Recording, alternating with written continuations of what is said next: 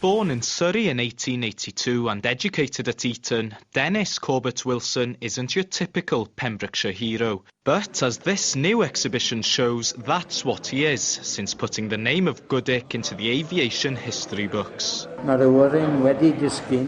of the research was carried out by Ken Williams, who began looking into Wilson's journey after finding a picture of his Blériot X1 on the ground in Pembrokeshire before its flight to Ireland. It is a big event, there's no question about that, because history it is, and it's local history.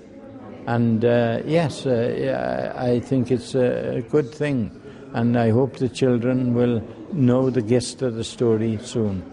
It was from this field at 5:45 on the morning of the 22nd of April 1912 that Denys Corbett Wilson set off on his historic flight across the Irish Sea. He landed on the southeast coast of Ireland an hour and 40 minutes later.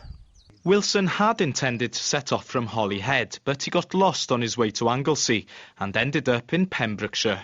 These people meander across the countryside because in those days no GPS, no maps as such that brought them into particular places, and they were governed by the weather and the wind. So yes, we are lucky. Yes, I heard back from Colonel Trenchard.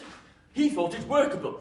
Denys Corbett Wilson's story has inspired a play, which will be performed in Fishguard tomorrow and in Wexford next week. It's a fantastic story to think they flew across on these planes, you know, and made it to the other side. It's incredible, really. I think it's the sheer guts of these people. I mean, extraordinary how they flew off in these very, very flimsy planes, which were made of, you know, wood and canvas, out over the sea. I wouldn't do that, would you? Wilson's feat was overshadowed by the sinking of the Titanic a week earlier. 100 years on, the people of Pembrokeshire are determined to give him the attention he deserves.